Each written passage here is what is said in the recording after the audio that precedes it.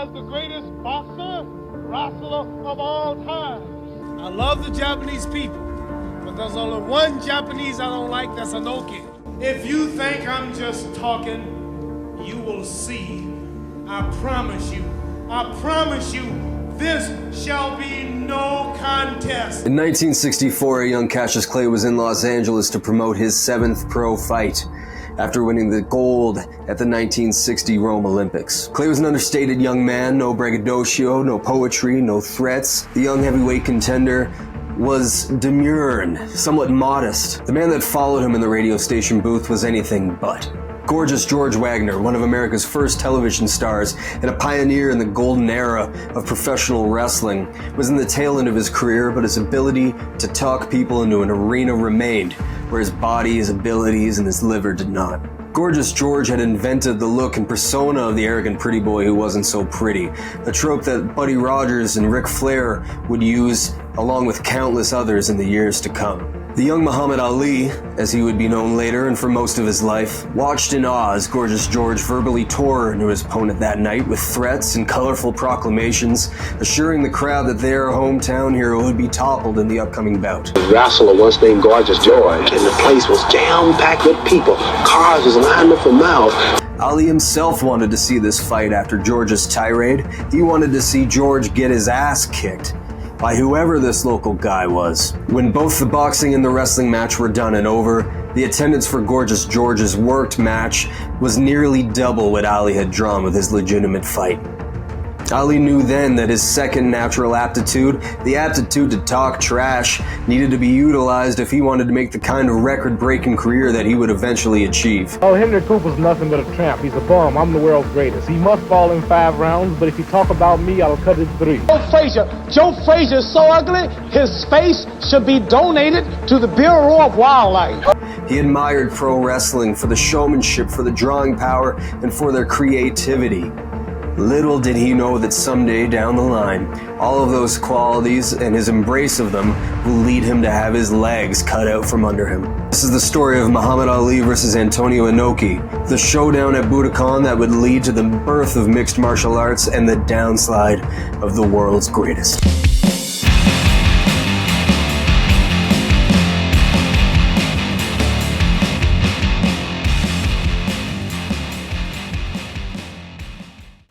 Alright, folks, we're back here with the Catch Chronicles, Catch 22 podcast, 22 stories that tie MMA and pro wrestling together.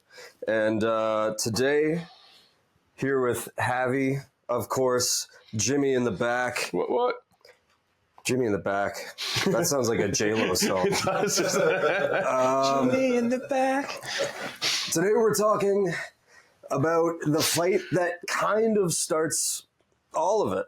The fight that kind of precipitates MMA as a whole. We're talking about Muhammad Ali versus Antonio Inoki.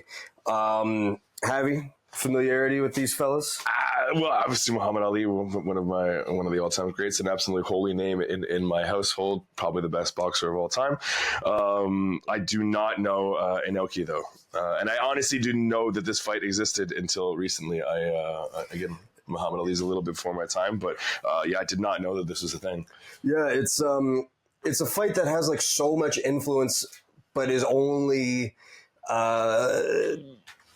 really relevant for people that are interested in the history of MMA or the people that came and created the history of MMA. Those people would all know about it because this is kind of the watershed moment. This is the assassination of Archduke Franz Ferdinand, except for it's the assassination of Muhammad Ali's legs.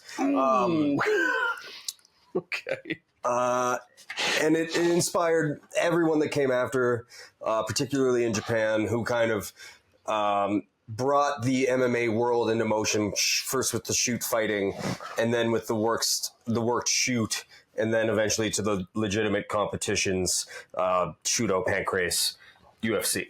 So this is kind of the first step. Okay. Not that it's the first time that this kind of thing had happened, because, well, first I guess we should talk about the thing that's happening, which is a pro wrestler taking on a pro boxer.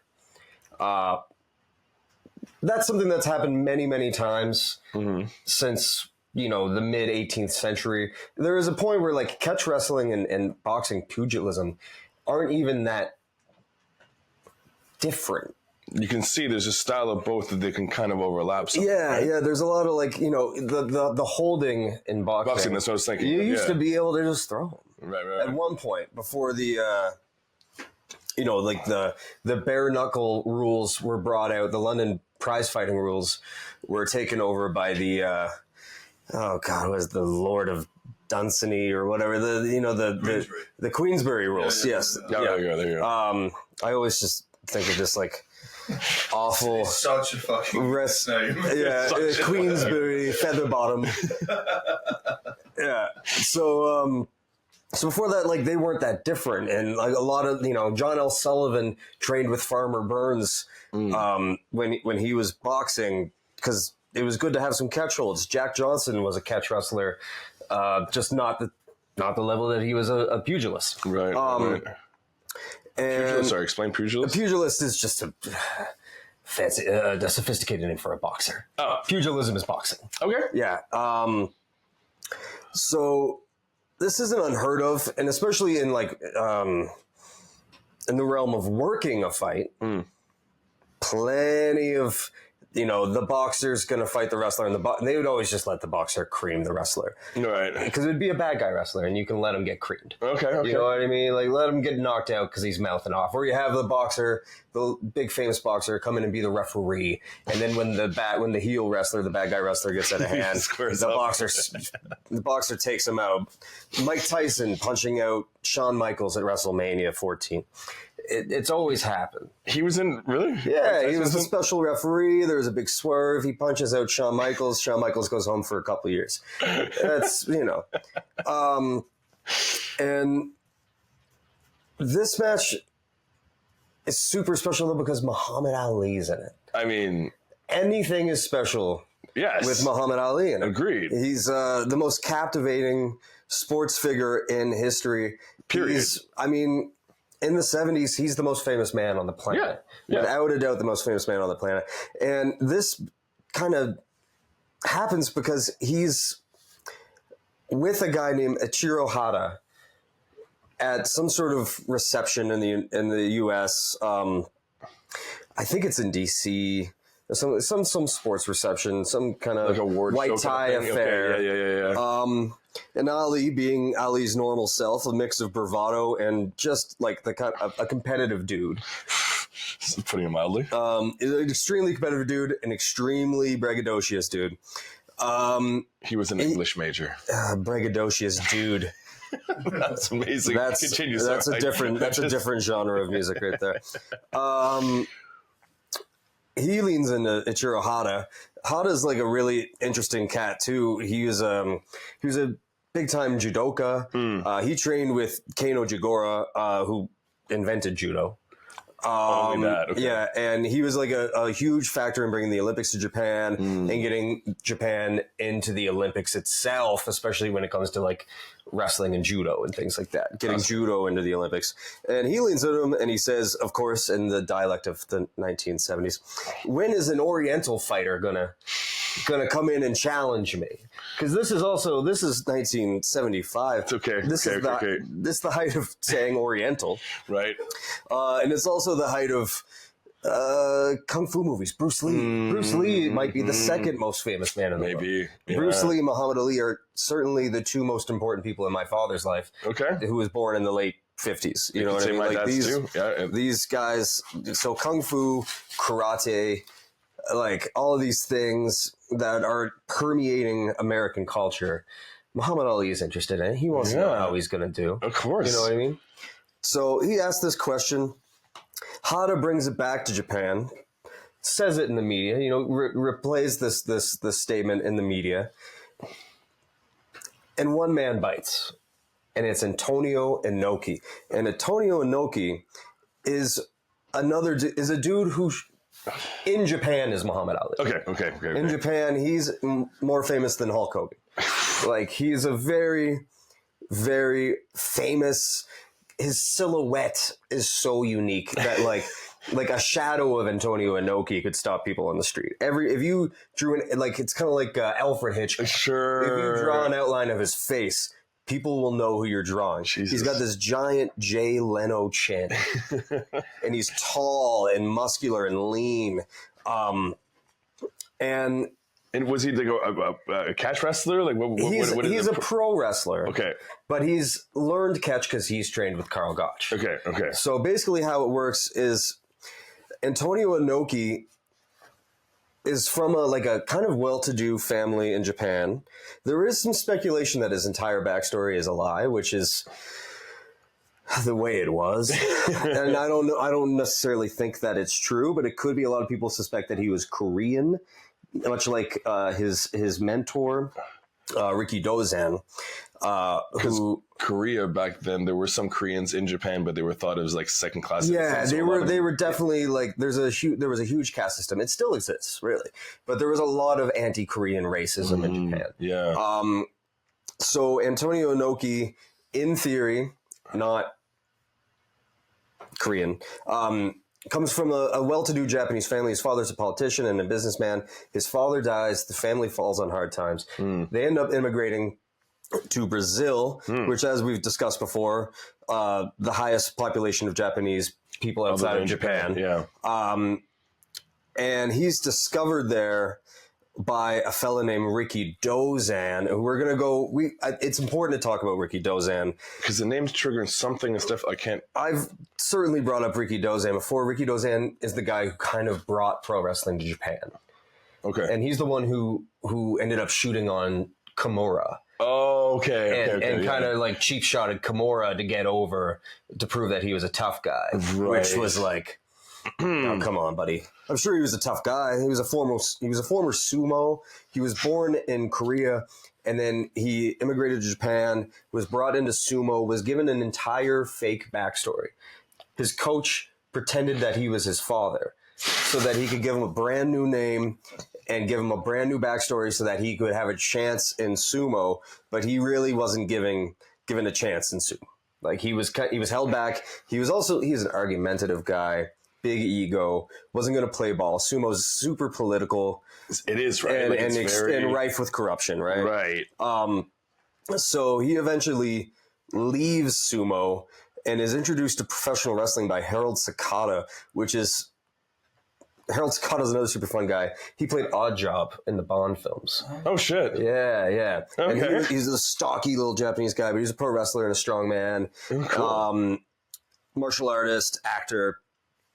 He introduces Ricky Dozan, which is like Ricky Dozan is kind of like Yokozuna, like it's a Rikishi. It's like a formal title in sumo. Okay, but he adopts that as his wrestling name. Ricky Dozan goes to America, learns a little bit about wrestling, brings it back to Japan, and kind of creates the booking system of Japanese wrestling, which exists to this day, which is bring over a super intimidating or super decorated American, and beat him. Right. Yeah. You know, that's how you get over. Yeah. Because this is post World War II. They're kind of under the foot of the U.S. They're still reeling from the 2 atomic bombs that were dropped on them. It's nice to go on, turn the TV on, and watch a big, strong Japanese guy beat the shit out of some white guy. Yeah. That's a big part of culture. Yeah. And Ricky Dozan goes over for a tour of Brazil and apparently sees Antonio Inoki working on a coffee plantation and sees how unique and big and athletic he is, talks to him a little bit, finds out that he's winning medals left and right for track and field, shot put, discus, things like this. He's a real athlete. He's a freak athlete, great athlete. Brings him back to Japan and mentors him. But only after a couple years of mentoring is Ricky Dozan murdered by the Yakuza in a nightclub. As you do. As you do. Yeah. I think from here to Pride and beyond, we're going to see a lot of Yakuza. Okay. They're involved in all of it. And they meant it. They pissed on the blade, stabbed him. The story is that, he takes care of the guy, goes and gets stitched up and comes back to the club. That's the story. Whether that's just a story or not, up for debate.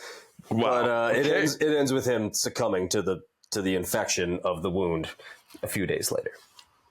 So Inoki has this kind of role as the heir apparent, but he's competing with this other fella who is Rikidozan's other kind of main pupil, a guy named Giant Shohei Baba, who is a pro baseball player who's like 6'8", and one of the weirdest looking dudes I've ever seen.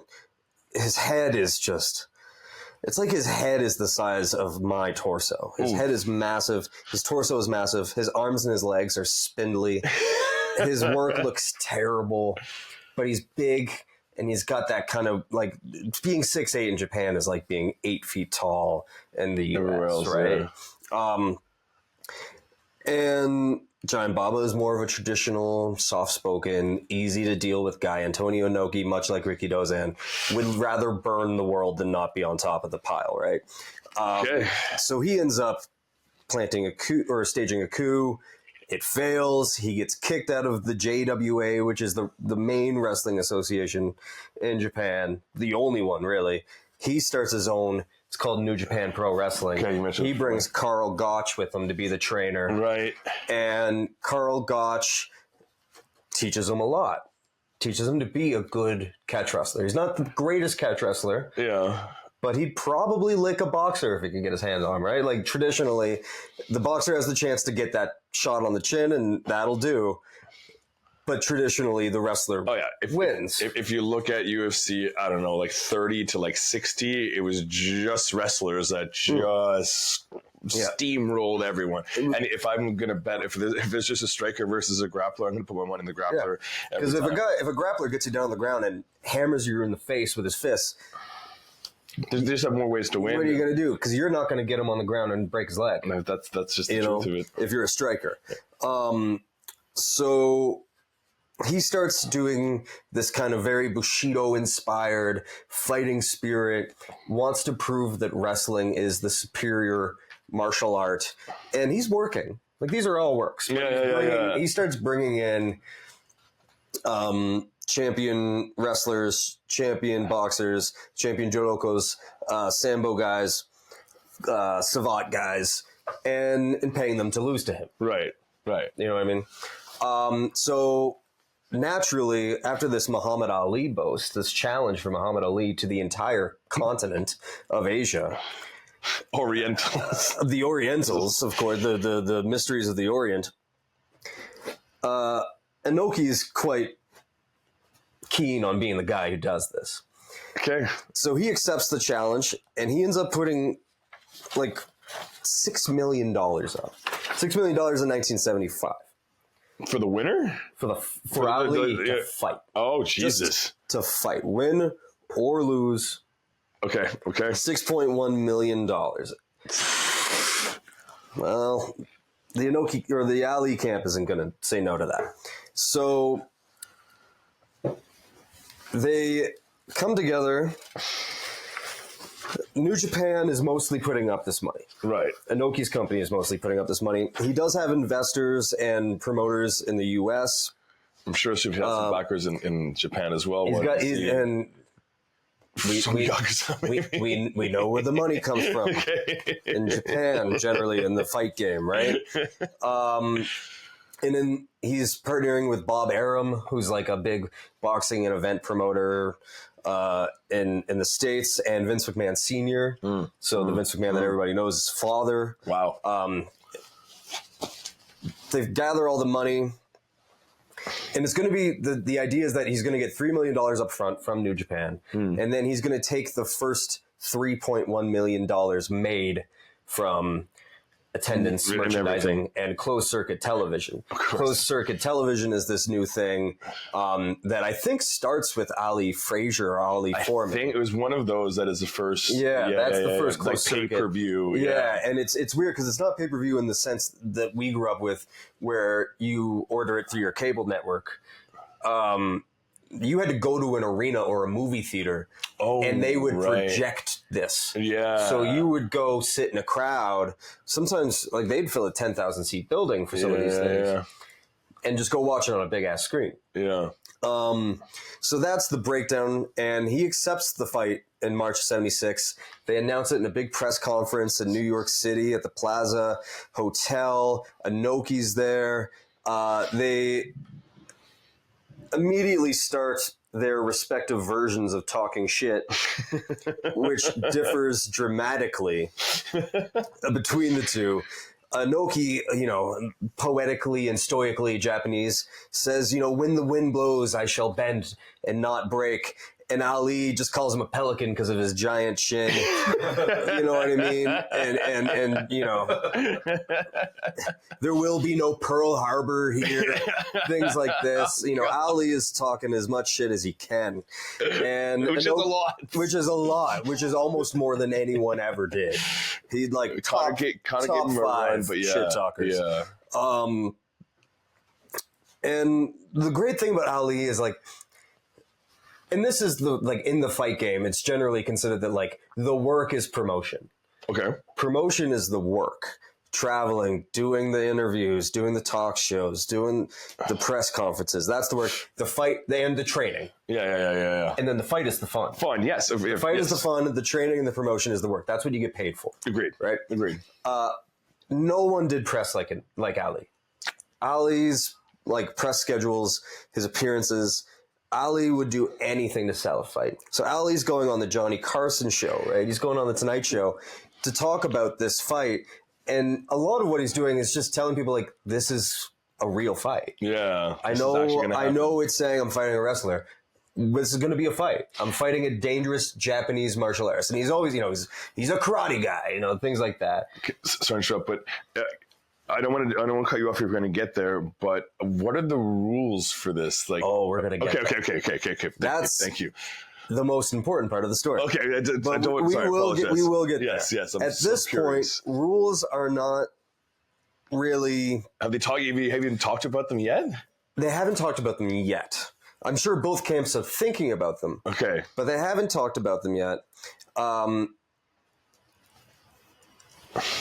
I think a lot of it is because different parts of different camps are confused as to how this fight's actually going to go. Sure. Again, if you change the rule set, what's allowed, what's not allowed, all of a sudden the game plan changes drastically. What's the equipment? Beyond that, a lot of people are assuming that this is just going to be a work. Right. Sure, Ali's out there saying it's not going to be a work. Of course. But of course he would.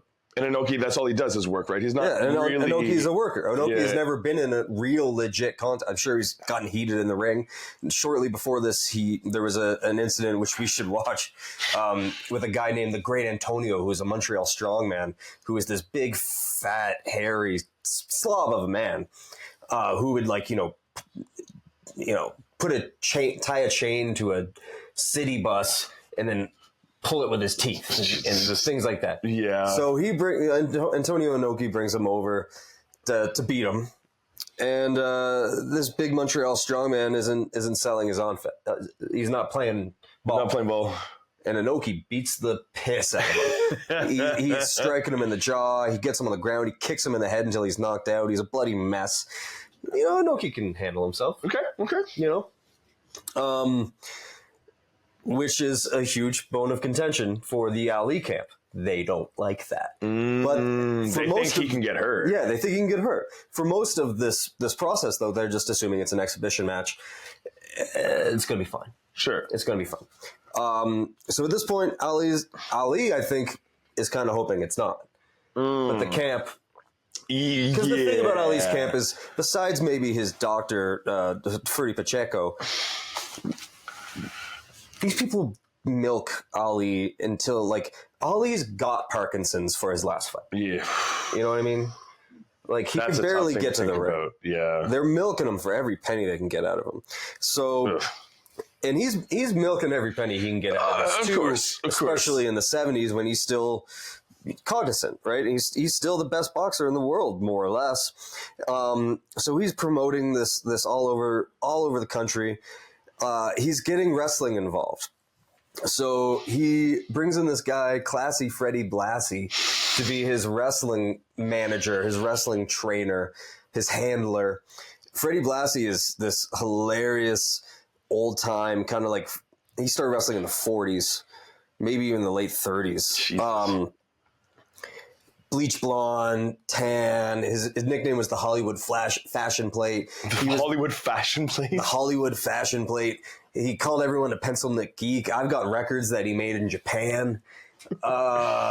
He's best friends with Regis Philbin. He's all over early black and white television.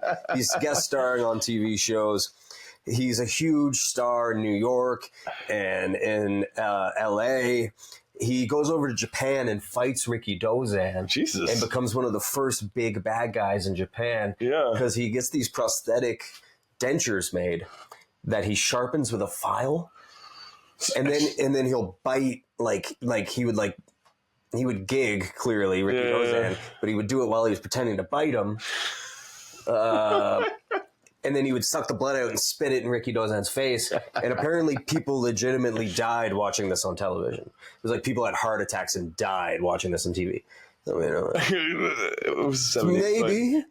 It's not impossible. It's a different world these days. But that is the story that was always told. So Freddie Blassie, real reputation in Japan, not a particularly liked fellow. Yeah. And also a big star in the U.S., and he also starts going on WWF TV, as it was known then, because it was WWF back then, Worldwide Wrestling Federation. Right. To shoot angles where he boxes a couple of wrestlers and bloodies them up, but then he also gets in the ring with Gorilla Monsoon, who was a huge wrestling star of the 60s and 70s. Gorilla Monsoon, one of the greatest wrestling names ever. What a great name. Gorilla Monsoon, my firstborn's name. And he's saving that for the second. And he gives him a big airplane spin and, does an interview while he's laying on the mat, and Gorilla Monsoon does an interview, and he says famously, Ali didn't know a wrist lock from a wristwatch. I've actually heard that line. I probably said it to you. So he's doing all this promotion, and Ali is looking for a real fight. I'm going to say Inoki probably isn't at this point. Okay.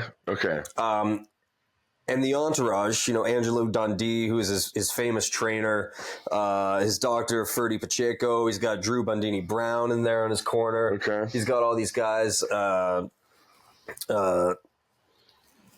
not looking for a real fight because I think they understand the consequences of it. And also, you don't want to hurt your golden goose. God, man, tear an ACL or something like that. You choke him out. Even if he isn't permanently injured. Yeah. You don't want to embarrass the champ. And the champ can always go back and just say, well, I'm still the best boxer. Yeah. This isn't my discipline. Yeah. But they're not super interested in it. So they come up with this initial set of rules, and they announce it on the 20th of May in 1976. Okay. And it's fairly open-ended, probably because they just assumed it's an exhibition match. 15 rounds, 3 minutes each, 5-point must system. 5 points and a 10-point must. A 5-point must. Interesting. Yeah. Okay.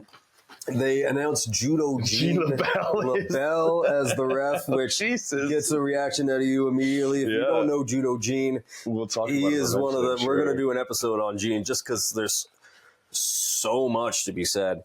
Made Steven Seagal shit himself. That's the best one. What? Yeah, apparently, yeah. Yeah, he made Steven Seagal shit his pants because Steven Seagal was saying that wouldn't work on him, that he could stop himself from being choked out. Yeah. And he was like, okay, dude. He's like, okay, dude. And he said, and then the other years, so what happened? He goes, well, let's just say, I think you'd had a big lunch that day.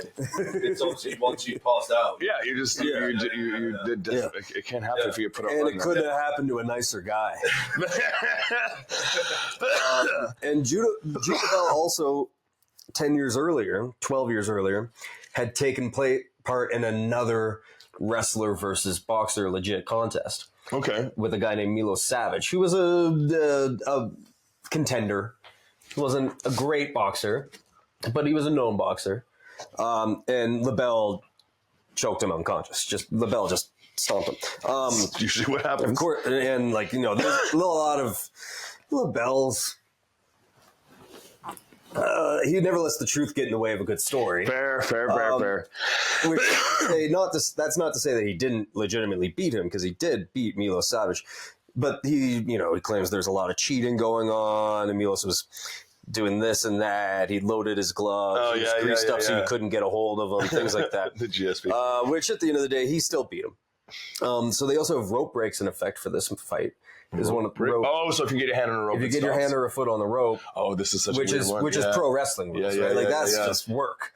But even that, there was even wasn't there even some of that in their early Shudo and no, the Pancrase had some of that. They had that as well, and then eventually they kind of had to stop it. Boss Rudin was going through some of those. I was watching some of his fights. Yeah, it'd be so weird that they're fully fighting, and then one person just flings a hand out or a leg out and catches a rope, and then like reset. I'm like, exactly. So strange. It works in wrestling because you only do it when you're supposed to. Yeah. 4-ounce gloves. Okay. Jesus. So you can get a hold of somebody. Basically. Yeah, that's MMA gloves. So those are basically MMA gloves. Shorts, trunks, and boots. Okay. So shorts, trunks, boots, no gis, no jackets, no long pants. And shoes are a big deal with this. It's so much easier to catch takedowns and a lot of leg submissions if someone has a shoe on. Yeah. So that's actually a big deal. And it's also shoes have an influence on what your kicks are worth. Ooh, interesting. Wrestling, karate, and boxing permitted. Wrestling, grappling, okay. Obvious fouls, low blows, eye gouging, headbutting. The usual. You could win by a 3-count pin. Okay. 10-count knockout, submission, or corner stoppage. So wrestling rules in that sense. Okay. Because that is basically that is catch wrestling rules basically right there. Yeah, pro wrestling rules. The whole gamut right there. Right. Those are also pro wrestling rules. Yeah, I mean you almost never see the 10-count knockout. Sure. That's a special occasion. It's Christmas. Ali could punch on the ground. Okay. He could kick and he could grapple. And Inoki could follow wrestling rules, standard wrestling rules, but he could punch and kick. And chop, which becomes a huge point of contention later. Open hand. Judo chop. Judo chop. No, there was judo chops? Judo chops. Oh, God. So these are the established rules set out at the end of May. Middle of June, Ali arrives in Tokyo. We're getting down to fight week. They arrive at the airport. The press is there. And immediately the shit talking begins. Of course. And the shit talking is beautiful because it's not just Ali. Oh. It's Blassie. He's brought along the Hollywood fashion plate, classy Freddie Blassie, who's an old crazed wrestler in his 50s, walking around with a cane, wearing shiny shirts and shit, and Blassie's going for it. He immediately starts referencing Pearl Harbor. Oh, God. He quickly refers to the Japanese as the guys with the short cocks. Which immediately he laughs as soon as he says it, and Ali's behind him, not looking impressed at all. Ali's trying to. All right, that's enough. And they go to the hotel. Ali's probably a little worried about letting Freddie Blassie talk anymore, but they have to go for the weigh-in on the 18th. Okay. So they've got the press conference, the weigh-in. Ali and Inoki both weigh in at 220. Jesus. Which is, Ali's ideal fighting weight, 218, 220. That's where he always liked to be. Inoki, probably where he sat most of the time, too. I think Ali's got a bit of a height advantage, a bit of a reach advantage, but they're more or less pretty. But Inoki's probably going to be a little physically stronger. A little. I would say there's no way that Inoki wasn't physically stronger just because of the nature of wrestling training. 100%. Legs, everything. I mean, Ali was in tremendous condition and had a hell of a punch. There's no denying that. Also, his legs is big. Yeah, he was a dancer, right? He's dancing around that ring. They start talking some more shit. Inoki gifts Ali a crutch. Again, great stoic, dry shit talking from the Japanese man. He says, "Listen, I'm gonna break one of your limbs. If that's the way it's gonna go, I'm gonna do it." Ali, what's he saying? He's talking shit. And Inoki says to him, Ali's just constantly calling him a pelican, talking about how can I miss that giant chin ears? I'm going to knock you out. Inoki says back, you might just break your hand on this massive job. I don't know. Be careful with that. They're promoting these rules The set of rules that has already been established, the fair rule set. They're still promoting it, but behind the scenes, Ali's corner is really trying to get rid of some of those rules. Okay. They start realizing that Inoki's a dangerous guy. They go and see him Train a little, and they see like, oh, this guy's business. Like, this guy could take the champ down and hurt him. And at the same time, Inoki's starting to actually get legitimately pissed, at least in the press, with some of the shit that Ali's saying. The mountain of shit that is coming his way. Ali, the Pearl Harbor stuff. Ali's constantly calling them Japs. Like, constantly. And Inoki at one point gets in the press and he says, like, this is like me saying the N-word. Like, you can't say it. Yeah. It legitimately is. Well, it's not going to stop him. Which is like a weird thing in Japan, too, where it's like, in Japanese wrestling, it was really commonplace, like, an American bad guy would punch out a fan on the way to the ring. Right. Bruiser Brody had a giant loggers chain that he would swing over his head and it would hit people in the crowd. Jesus. And like It'd be like a badge of honor. It was a badge of honor. Like you could do it. It wasn't a big deal. It was, there was no suing going on. In America, that was it. The company would have to fold. Yeah. They'd get sued into oblivion. That wasn't really a big thing there. Like constant swearing in the show. Yeah. Didn't matter if it was on TV. Fuck this, fuck that, fuck you. It was a different kind of culture over there. But I think the racial slurs probably didn't go over that well. Okay. So the crew's getting a little worried. Ali's crew's getting a little worried. They're trying to tie Inoki's hands every which way they can. There's a fella, Hisashi Shinma, who's also really, we're going to talk a lot about Hisashi Shinma throughout this series. He's got a huge role to play in the history of MMA. He's Inoki's manager. Okay. High up in the New Japan office. Inoki's personal manager. At certain points in his career, he will take big legal falls for Inoki when Inoki's doing some shit he ain't supposed to. Interesting stuff. At one point, they're debating the rules, and they've been going at it for days. And Shinma just takes his watch off and throws it on the table. He takes his wallet out and throws it on the table. And he says, like, this is an assurance that my guy's not going to injure the champ. Yeah. But what he's really saying is, like, what do you want, my house? Yeah. Would you like my wife? What else can you take from us? You've taken everything from us.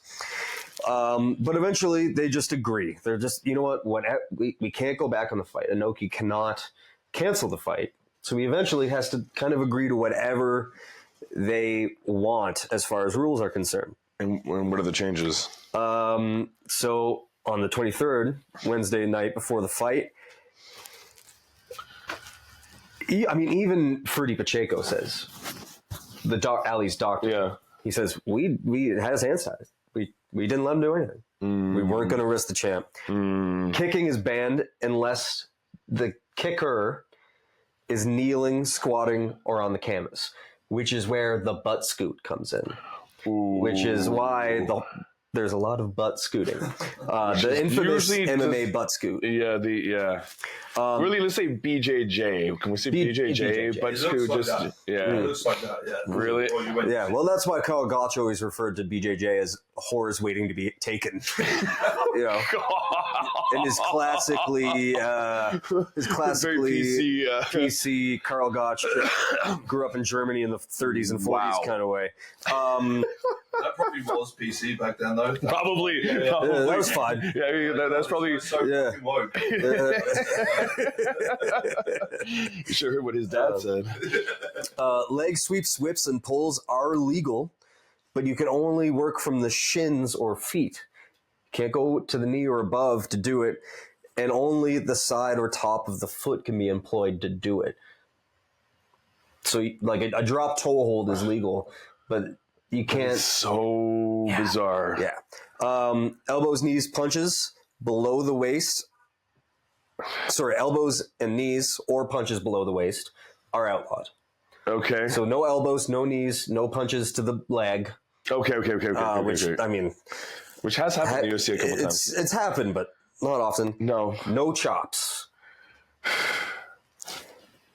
No blows to the back, the neck, or the kidneys.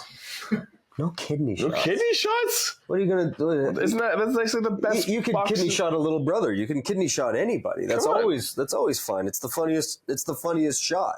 It's one of the most painful places you'll ever get hit. Yeah, that's why it's funny. Yeah, agreed. Of course, the usual things, gouges, low blows, headbutts, they're gone.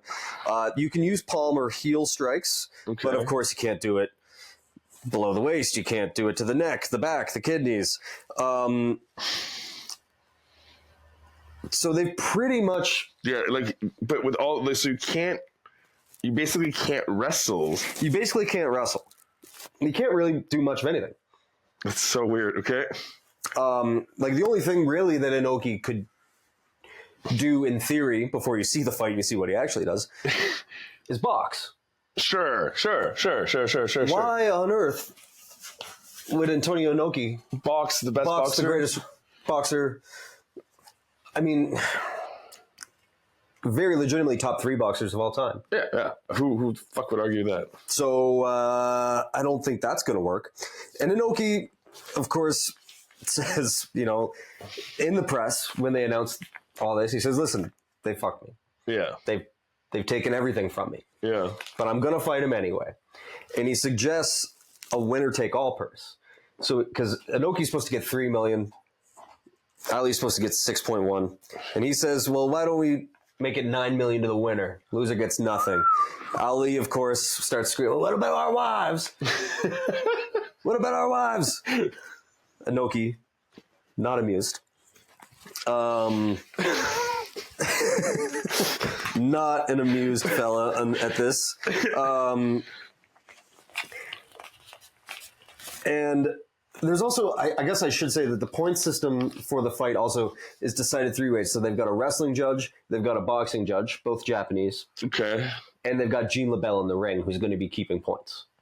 Oh, as well as refereeing, which is, you don't see that anymore. You didn't know that was a thing. You didn't see it very often then. Fascinating. Jesus. And I think that's largely because, for the same reason that LaBelle is employed for the job, which is LaBelle could take either of these men if he wanted to, right? I think it's pretty well they respect Gene LaBelle, as they should, because Gene LaBelle, we're going to get into him real quick right here, because I think we should. I think it's important to know why Gene LaBelle is so important to this fight. Again, he's a judoka. He's a catch wrestler. Judoka being a black belt in judo. Yes. He's a championship judoka too. He's a high level. His mother is a wrestling promoter, as is his brother in LA. The Eatons. Mike LaBelle and then Eileen Eaton is his mother. She remarried. LaBelle was a pro wrestler, but he wasn't a very big guy. So he's never a star. Yeah, he was 5. He was probably 5'8", 5'9". Yeah, just average. Maybe 180. Yeah. Not a huge dude. But he trained in everything, legitimately. He trained in boxing, he trained in karate, judo, catch wrestling, taekwondo later in his life. He trained in everything, and he became a really in-demand stuntman. Because he's an LA guy. There's families from LA. So that's how he meets Bruce Lee. And he meets Bruce Lee. The story goes that Bruce Lee would just beat the hell out of the other stuntmen because he wanted everything to look real. But he would just bully, famous for it, beat the shit out of them. And they complained to Gene LaBelle, and Gene LaBelle beat him up. Embarrassed Bruce Lee. Right. If you've ever seen Once Upon a Time in Hollywood, the Quentin Tarantino movie, when Brad Pitt roughs up that Bruce Lee kind of look-alike guy. That's based Tarantino is Gene LaBelle in that movie. Yeah, he's being Gene LaBelle. Tarantino's even admitted to it. But they actually end up being friends. Yeah, and then I think that's where Bruce gets a lot of his kind of inspiration to put some grappling into Jeet Kune Do. Yeah, which is more than people think. Of course, he did supposedly choke out Steven Seagal until he shit his pants that one time. One of the great stories in Hollywood. We got to dig. Oh man, if there was ever footage of that. Yeah. He chokes out that boxer in that fight. He's very good friends with Ronda Rousey's mother. Cool. Trained with Ronda Rousey's mother, helped train Ronda Rousey, is in Ronda Rousey's corner for a lot of her early fights. I didn't know that. At one point, he is arrested, tried, and acquitted of murder in 1976. I'm sorry, what? When he was a getaway driver for his friend Jack Ginsburg, a local pornographer, who murdered a private investigator. And this story is really wild. It includes the Nixon campaign. The chief of the Beverly Hills police force is like resigns. We have a bonus episode. Yeah. We're gonna leave that right there. And LaBelle's also involved in this other like kind of famous story about the fight, which LaBelle kind of says like that didn't really happen. And Blassie and Vince McMahon, not senior but junior, the Vince McMahon everybody knows and hates. Say it's true, and the story is that Vince McMahon flies over to Japan as an emissary of his father to kind of try to talk Ali into working this fight. So Ali and Vince are in Ali's hotel room, and apparently, as the story goes, Vince double legs Muhammad Ali to the floor to try to show him how easily it could be done. Inoki could take care of this thing if he wanted to. And then Ali says, which didn't fucking happen, but whatever. The story is that Ali's like, I don't care, I'm fighting him anyway. So Blassie and Gene LaBelle. What's your opinion of just? I know that this faction went. What do you think happened in there? Do you think he double-legged? I think if Vince McMahon double-legged Muhammad Ali to the floor, we would have never seen the rise of Vince McMahon in the 80s. Okay, that's direct. That's what I think. Yeah, he is a stupid, arrogant bastard. But how stupid and arrogant can a man be? That would be pushing that. You know, and he wasn't. He was an announcer on his dad's TV show at this time. He wasn't a promoter. Okay. He wasn't rich.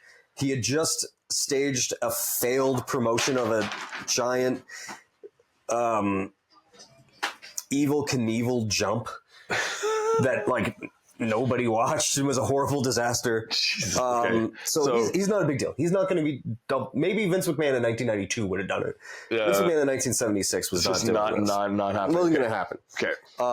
So then the story goes, McMahon and LaBelle and Blassie get together in a hotel room, and McMahon tries to come up with a way to force a work.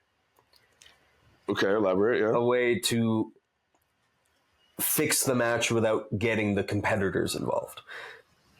Okay. Which is like Pancrase used to do that. Okay, we'll get into that another day. Yeah. So basically his idea was that in wrestling, we'll go over this when we answer your glossary questions later. Yes, please. But when you see a wrestler bleed, 9 times out of 10, it's because he's gigged himself with a razor that he had hidden on him. Yeah, and he cuts himself? He cuts himself. Okay. But sometimes if you had an inexperienced guy or someone who was kind of afraid of doing it, maybe the referee would gig you for you. Or your opponent would gig you. Like Abdullah the Butcher was notorious for gigging people without even telling them he was going to do it. Oh, he would tape razor blades to his hand and just gig you against your will. He gave people hepatitis. Straight up. So McMahon has this idea that LaBelle can have a razor on him, and if the fight starts to go in a way they don't like, he can go check on Ali. Yeah. Gig him against his will while he's checking him, so he can stop the fight due to blood loss, and A, save face for wrestling, and B, leave it open for another fight and they can make another big payday. Of course. This, of course, does not happen because it's the stupidest fucking idea of all time I've ever heard, even for carny wrestling shit. I don't think anyone's going to gig Muhammad Ali's forehead against his will. I just don't see it happening. Especially someone like LaBelle, who, although he is a working man, he is a pro wrestling guy, is a legitimate athlete who respects these fighters. Yeah, he's not going to do it. So now it's fight time. We're not going to go over the fight all that thoroughly. So I've since hearing about this, it's not a good fight. It's a terrible fight. Okay. It's like one of the worst fights imaginable. Like Jake Paul Tyson level fights. The only difference is this one actually wasn't worked.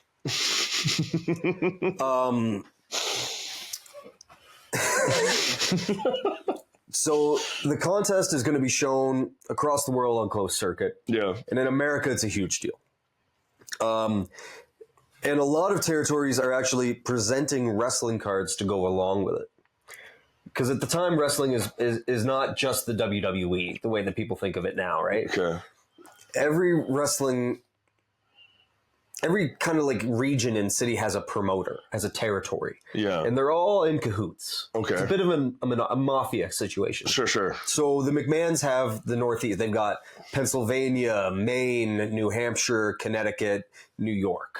So then in that area, what's going to be shown before the fight is going to be different than in a different area? In San Francisco, that local promoter is going to have his own show. Okay.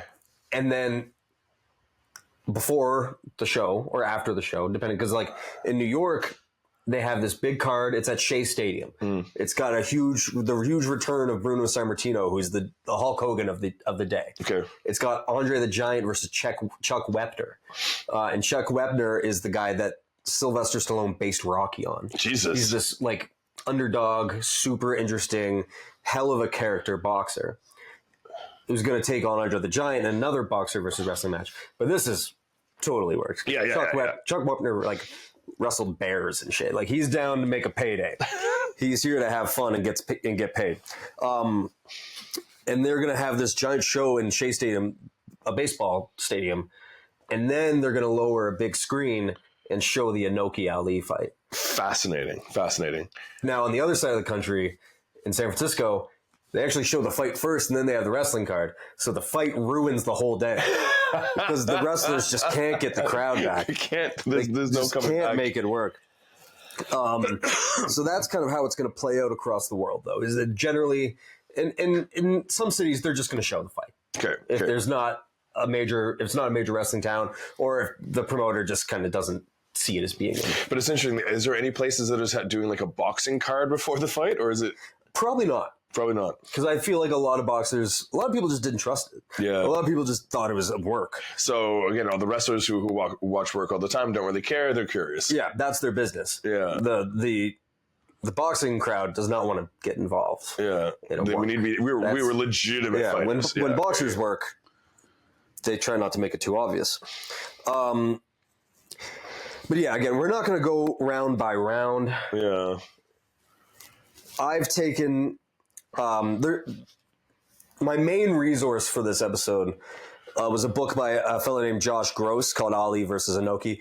I suggest it to anybody. It's a great book, not just about the fight, but it's got a lot of history about wrestling, boxing, that era, early MMA, and kind of all of the characters that are involved in this. Very cool.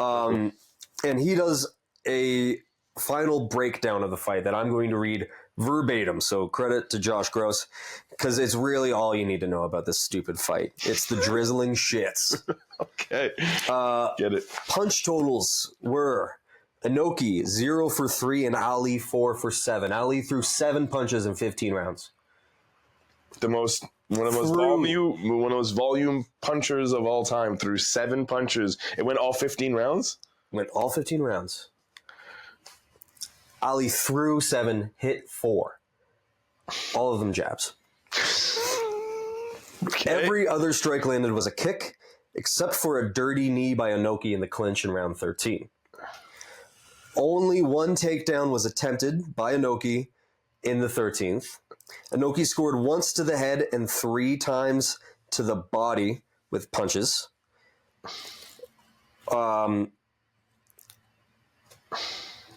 Ali connected with 4 punches to the head, none to the body. Nearly all of the strikes landed were to the legs. Ali took 107 kicks, and Inoki took 49 from the boxer. They just kicked each other in the leg the whole time? Yeah. According to Fight Metric, pioneers in MMA statistics and analysis, and the first to take a comprehensive analytical approach in combat sports, only 6 of Ali's 9 strikes are considered significant in that they came with power. Inoki, meanwhile, is credited with landing 78 of 123 significant strikes. So he is kicking the living shit out of Ali's legs.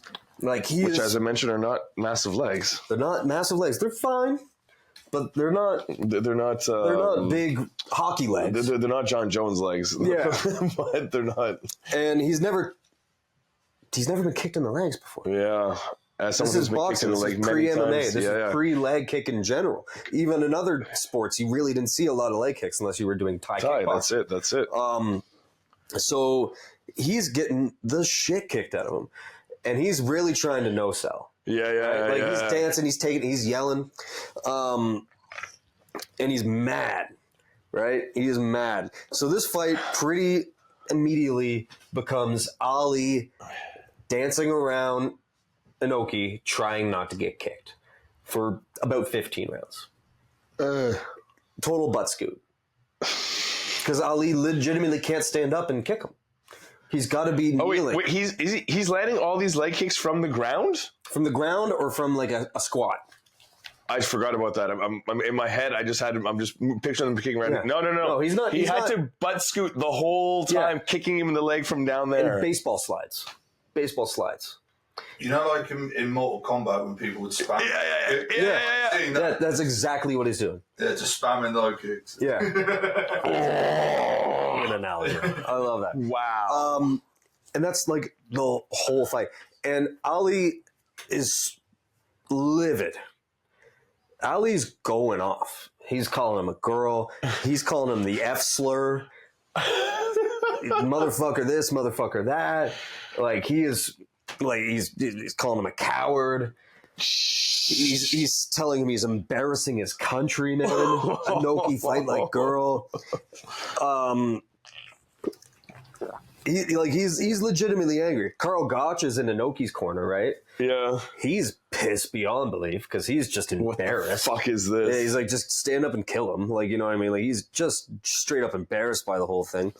LaBelle's disappointed. Says quite openly, neither of these guys got to showcase their skills. Blassie's disappointed because even though he was in Ali's corner, he was kind of hoping Inoki would take him out. Because he kind of wanted the wrestler to win. Yeah.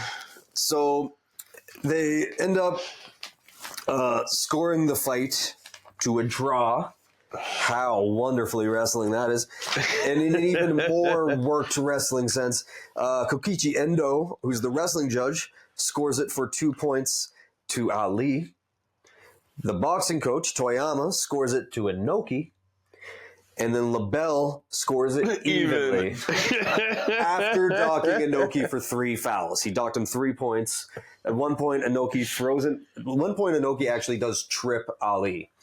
And he kind of gets to sit on him, but he's sitting on him like reverse cowgirl. Like he's facing his feet. Yeah. He's got nothing. So while they're breaking it up, Inoki just slips an elbow into his forehead. He gets one for that. He gets one for the knee to the groin. Yeah. He gets another one. I think for another kind of like questionable shot. Right. Or was it maybe? I think maybe he did throw a standing kick at one point or something like that. They go to the post fight. Ali's really apologetic. Inoki's apologetic. Ali's hurt too. Ali's legs are swollen. They're ripped up. At one point, they have to. Inoki's kicking him so hard that he's ripped the end off of his boot. And now his boot's sharp, so they have to go tape his boot up. And then they just started like dealing with the laces because the laces and the ringlets that your laces go through are ripping Ali's legs up. Look, this is why you generally don't, even in the old MMA days, you were actually allowed to wear shoes if you want, but if you wear shoes, you can't kick. Yeah. Or like reason. In early pancreas, they'd make you wear shin guards. Yes, which I actually really like that. Yeah, we used to make them when I was wrestling. Yeah, see how many times we could take a kick to the face. Training. he's swollen up like a balloon, right? He's got bursted blood vessels. He's got blood clots, like several blood clots. This is considered kind of the beginning of the end for Ali. Ooh, I was going to ask where in his career. He never drops another opponent. He never knocks another guy down. You know what I mean? He's like, this is the downward slant. Because the one thing he always had was his legs. The rope-a-dope and the dancing, you know what I mean? He could always move around anybody. He's graceful. Float like a butterfly, you know what I mean? Can't float like a butterfly anymore. Inoki, like, not hurt at all. Inoki, it's you ever see like a car crash where it's like, 4 people died and 1 guy walked out? Yeah. This is kind of what it is. Okay. But Inoki's reputation takes a hell of a hit because people are kind of disgusted with the way he fought. Not, you didn't need Ali to tell you that Inoki was fighting like a coward. To be fair, he didn't have a lot of other options. Yeah. As far as trying to win is concerned. Yeah. Options were pretty limited. But the press was really quite upset with Inoki. They're quite hard on him. A lot harder than they are with Ali, because Ali's standing. Yeah. And talking shit, getting over. So they have this kind of press conference. New York Times writer Andrew Malcolm is kind of given the only locker room interview. It's actually quite funny. They let all of the press into the locker room for a minute. And, Ali's in there getting his legs worked on. The whole crew's in the locker room with Ali. And they kick everyone out. They actually say, only brothers left. Like all you white and Japanese guys, get the hell out of here. But Angelo Dundee takes Andrew Malcolm and shoves him in a locker, like high school style, hides him in a locker until all of the other, press people are gone, and then they let him out, and he gets to have his interview. Ali said, I wouldn't have taken the fight if I knew it was going to be so goddamn boring, but I'm going to take the money. Okay, yeah. Because you know what, I came all the way over here. I did all the promotion. I did the training camp. As you said, I got the legs kicked right out from under me. Yeah. Kicked my leg right out of my leg. That one's for the wrestling fans. He also says, I feel like this is proof that boxing is better than wrestling. Yeah. You know what I mean? He had to say it. And especially after that display, why wouldn't you? You know what I mean? Assuming that no one ever finds out what you did to the poor wrestler. And Inoki's giving press conferences at the same time, just saying he didn't have any options. What was he supposed to do? Give him a little sit? I could stand up and get punched out, or I could slide around the ring trying to knock the guy down. Those were the options. So shortly after this, too, Ali Ali's legs are littered with blood clots. But he had agreed to visit Korea with Jun Ri. Jun Ri was in his corner. Who's Jun Ri? Jun Ri is a Korean Taekwondo pioneer who kind of introduced Taekwondo to America and has been a huge ambassador for Korea and martial arts and combat sports to America. He's been recognized and decorated by the American government. Wow! For his contributions to sport and to kind of cultural integration. And as they were flying to Japan, Jun asked Ali to come visit Korea because it would be a big deal. Ali agrees. After the fight, he's supposed to go a few days later, and his doctor is just begging him not to go because he's like, "Dude, your legs are fucked. You're full of blood clots. If those blood clots travel, you're gonna die. Yeah. If those hit your heart or your brain, you're fucked. You're done." He goes anyway. He survives, but he's not doing himself any favors. Do you think this just really did have lasting consequences for his career? It's not even. I think it's pretty. It's well accepted. Yeah, it's accepted. This is the beginning of the end. And maybe if he just stayed in Japan and worked all that stuff out and gotten the proper medical treatment, maybe it would have been fine. But Ali was such a stamina monster and such a regenerative monster. His whole career, he would get battered, just the rope-a-dope.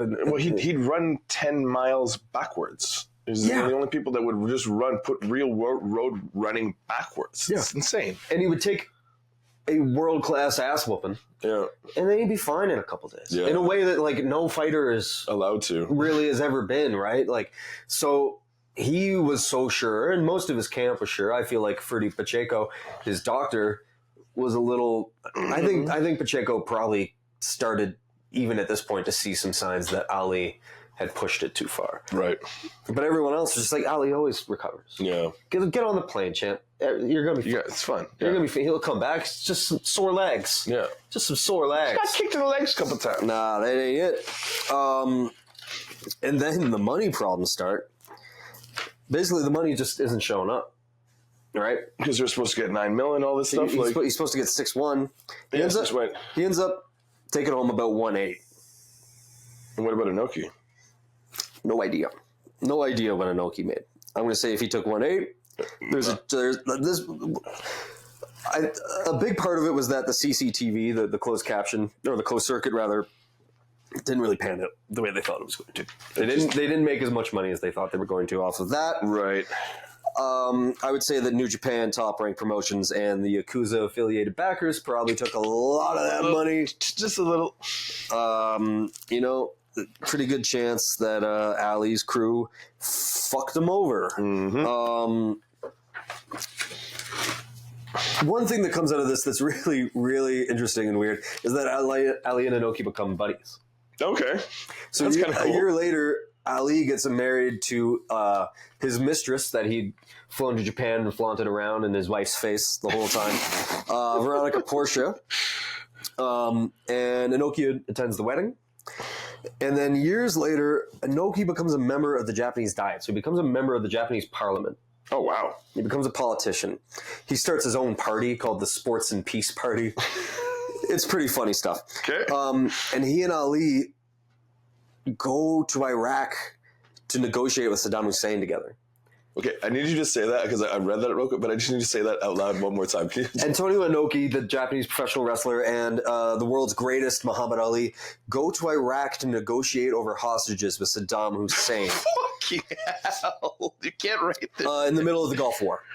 Okay. They get their men. They bring home their guys. Apparently, while there, Inoki converts to Islam. Because Muhammad Ali was obviously... he says later that it was largely out of respect for Muhammad Ali that he first considered Islam. And then kind of being in and around it, he converts to Islam. And maybe that's a part of how he talks Saddam Hussein into releasing hostages. But he claims to be a Muslim for the rest of his life. And in a kind of funny coincidence for fans of wrestling, his Islamic name is Muhammad Hussein. Well, I guess it's Muhammad Hussein, Muhammad Ali and Saddam Hussein. Right. But if any wrestlers or wrestling fans remember the awful failed experiment of the Muhammad Hassan angle in the 2000s, there is a bit of comedy there. Not long after this, Ali is... really starts to show. He's starting to show the Parkinson's, and even for some of his last fights, he's shaking. He can't really get to the ring. He's having cognitive issues. But Ali's the fucking man. You know, there's a lot of bad to be said about Ali. As far as, you know, the standards of an ultra powerful, ultra competitive, rich, super athlete celebrity in the 60s and 70s, you know, not the best track record with women. You know, maybe during this fight he said some shit we don't appreciate. But at the end of the day, Ali is the man. Yeah. Like, you know, conscientious objector, civil rights, being the baddest man on the planet, the toughest man on the planet. Years. And then, you know, even, you know, raising a lot of money for different causes his whole life, being a man of his word in every way, except for unless, you know, his word was in a marriage vow. I cried when I found out he died. I mean, I was kind of happy because, you know, I cried. As far as like impactful deaths of the 20th century, Top 10? Princess Diana, Michael Jackson, Elvis Presley, Muhammad Ali. Like those are the ones.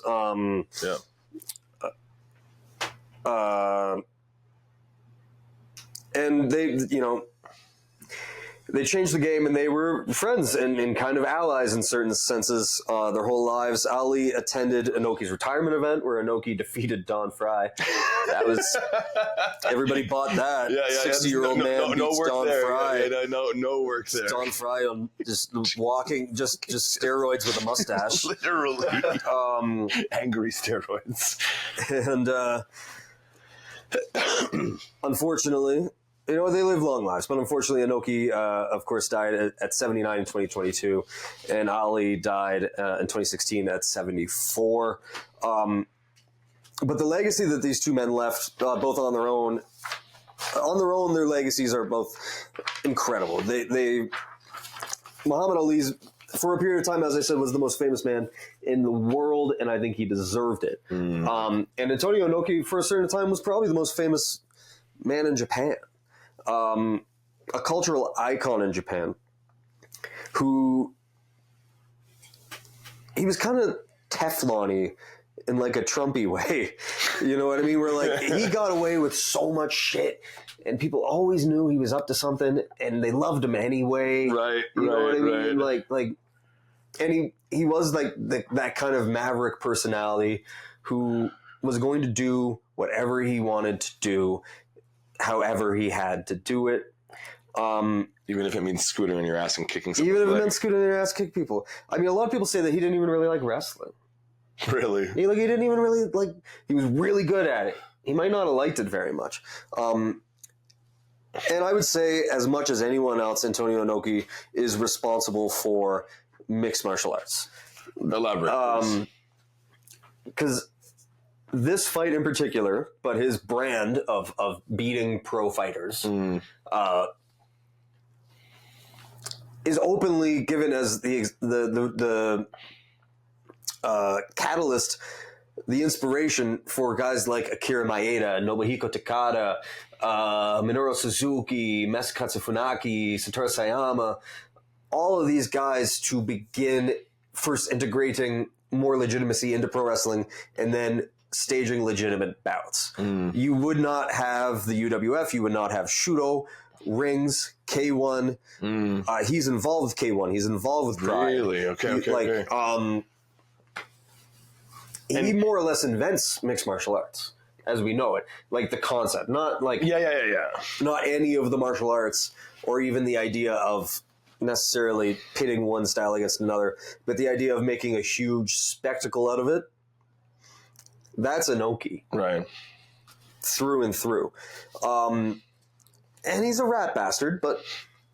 It is incredible, though, how, just like Muhammad Ali, there are these characters that can kind of underpin these huge movements, right? So it's just, as you say, there's this one person kind of anchoring these ideas, this new way of maybe doing things that other people can latch onto. Yeah. And it's amazing just the impact that one person can really make. Well, Ali's like fight promotion, which I mean he took from wrestling. Yeah.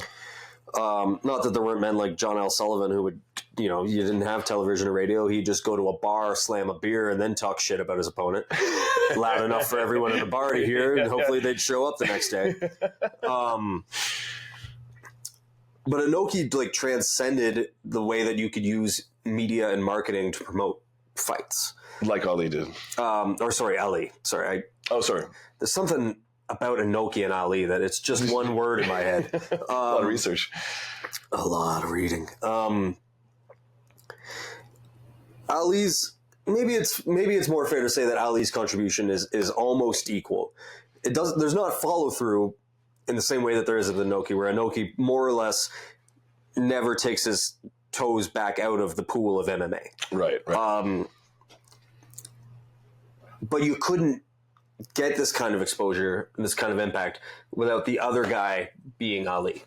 The other participant had to be Ali. Fair. This is... Inoki might be the guy Inoki's like the proletariat. Inoki is the labor, but Ali is the capital. You know what I mean? Right. Ali, That's fascinating. Yeah. Ali is the cultural capital that allows this to jump off. And even though this like fades into obscurity in the rest of the world real quick. First of all, nobody wants to talk about it. I'm a huge Ali fan. Did not know this fight existed. It's fucking embarrassing, right? Yeah. But in Japan, this doesn't go away. This is the greatest came over and fought our hero, and they tied. Yeah. And once they got over how disgusted they were with Inoki's performance, then it was just, well, Antonio Inoki did tie the greatest professional fighter of all time. So from that, you get to have these styles clashes, these the striving for legitimate competition. Did this kind of, to a certain way, kind of legitimize these kind of things? So a wrestler versus boxer was just kind of a joke kind of leading into this fight, but then afterwards people can start maybe seeing this as a real exactly as a real thing where, like, maybe these guys can stand up, and maybe it is exciting. I mean, this wasn't exciting, but could you imagine if it was? What if we could make this an exciting spectacle instead of a complete debacle because no one wants to agree on rules. Agreeing on rules, I mean, the early UFC had some horrible experiences trying to get all these different fighters from different, the Kempo karate guys being like, well, groin strikes are legal, and like, well, we're not doing them anyway. You know what I mean? And don't forget the first fight in the first UFC, a dude, it's a 170-pound kickboxer versus like a 300-pound sumo wrestler, and the kickboxer kicks the sumo guy's tooth out of the ring. It's incredible. Yeah, three.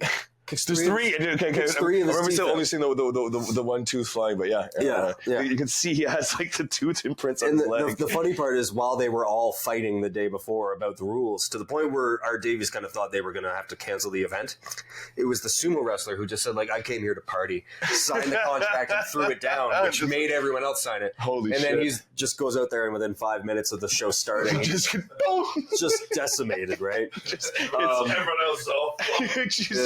What do we do? I remember seeing that video when I was like 5. My brother rented UFC 1. Of course. We watched it on VHS, and I just remember being like, I don't know, man. I think I like wrestling better. The one that really messed me up. Luckily, I saw this longer because I got into UFC a little bit later, and after it came out.